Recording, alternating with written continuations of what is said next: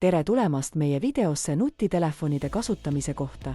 Selles videos uurime, kuidas need seadmed on muutnud meie igapäevaelu, pakkudes mitmekülgseid võimalusi suhtlemiseks, meelelahutuseks ja tootlikkuseks.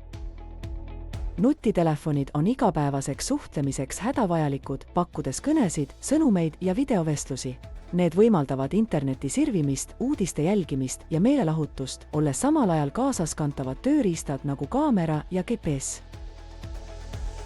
Nutitelefoni kasutamise alustamine hõlmab põhifunktsioonide mõistmist, nagu sisse- ja väljalülitamine ning ekraani avamine.